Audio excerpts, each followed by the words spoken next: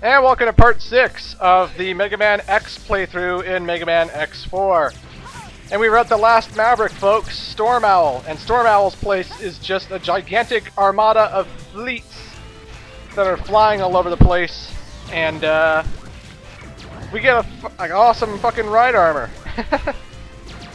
This ride armor is a projectile-based one, and it shoots lasers. It can glide as well, which is always swell. And here's a heart tank, grab it quickly, boom! There's a lot of cannons that just shoot ships out of the sky for no reason at all. Aren't these all their ships? Why the hell they're shooting on their own men? Are they that desperate to kill me that they're gonna take out their own fleet? I guess so. It's pretty fucked up, but okay. If you hold the button down, you can charge out this homing laser attack, which shoots 3 energy balls at once, and they home in on all the enemies and take them out pretty damn effectively. But this area is pretty damn short, as is the whole level, in fact.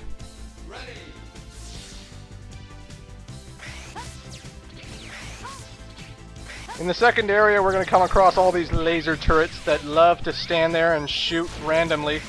You can take them out with the X-Buster rather quickly. And now we're coming up to a Dr. Light capsule, which, for some reason, it took me forever to get when I did this playthrough, even though I regularly get it all the time.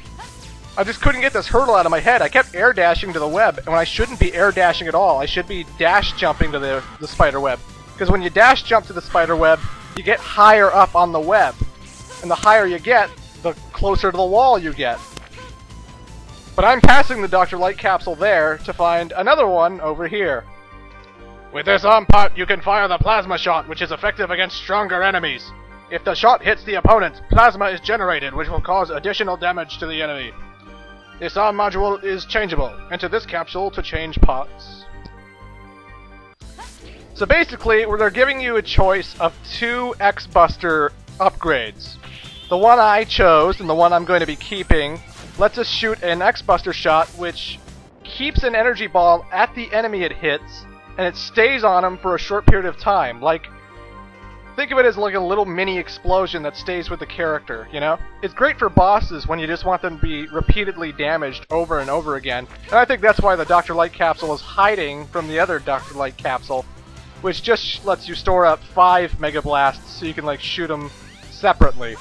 And I guess that's good, but look at me rape this turret with the balls that stay there. I love this weapon. It's awesome. Again, which X-Buster you choose to play with is totally up to you. You can't have one. You can't have both. You can only have one or the other, but it's swell. This turret enemy's pretty simple. All these turrets will come in to try and hit you. They're not hard to dodge.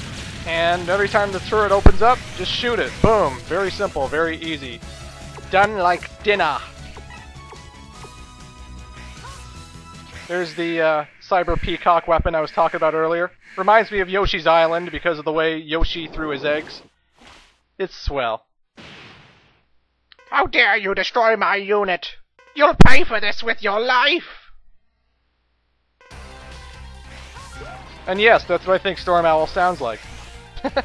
Anyway, you just want to keep the Cyber Peacock weapon locked on. Like, you want to keep the cursor where the owl is. So you move the cursor up and down with the control pad. And you have to get close to him, of course.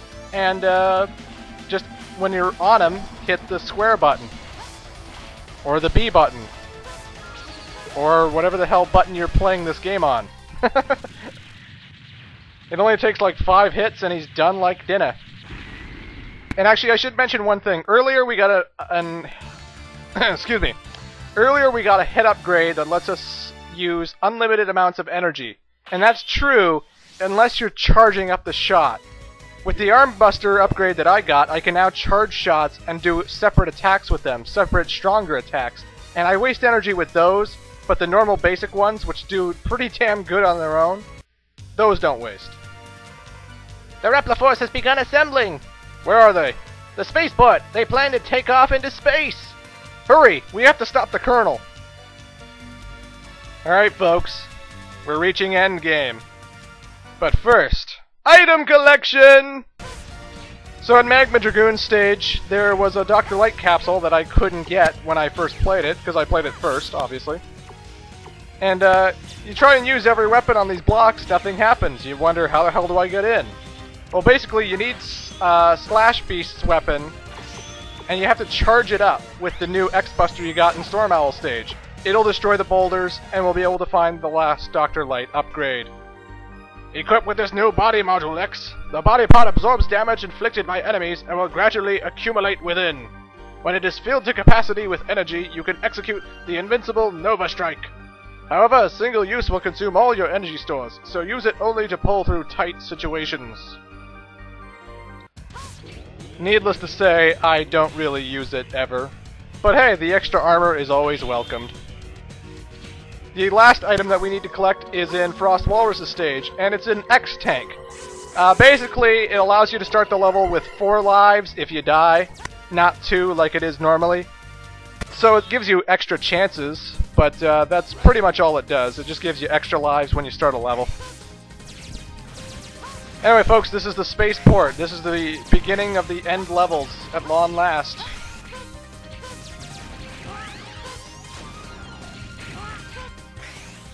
And it's filled with all kinds of Repliforce goons who just love to throw grenades. They're the weakest enemies in the game, but like, they're still annoying when there's like 10 of them in the room, you know? As well as those spiked ball things.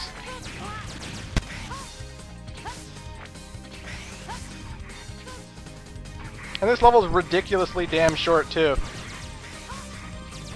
We're almost at the boss, and that's all I have to say, really. I'm shit out of luck with commentary lately. I think my brain is fried. I've been up for like 12 hours. Never stay up for, well, not 12 hours. I've been up for like 20 hours. I've been up for a long time. I'm gonna be heading to bed right after this.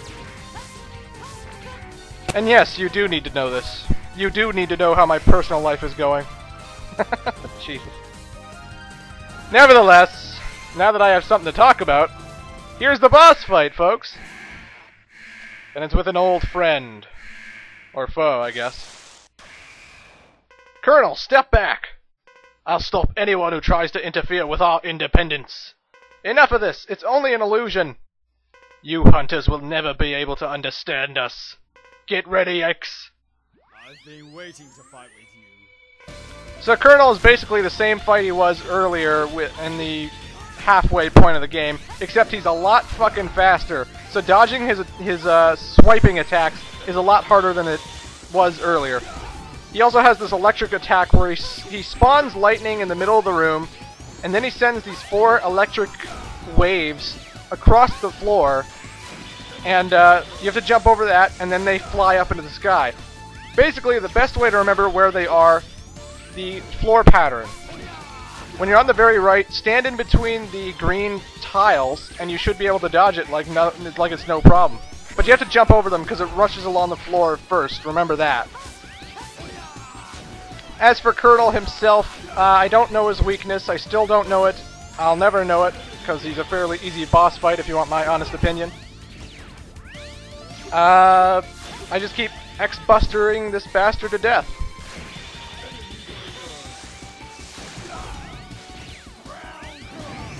He also has that move, but he doesn't do it often, if ever. I think that's the only time he ever did it to me.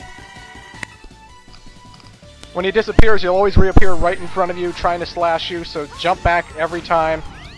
When you get the hang of his pattern, he's pretty damn simple. But still, it can be a little bit hectic when you first try him out, because he's so fucking fast. Impressive. But it's too late. What? The Repliforce already left for space. I'm beaten, but the Repliforce will never perish. The Reploid's nation will be born in the vastness of space. Colonel! Oh goody, Reploids in space. Sounds like a hot action movie. See you in part 7.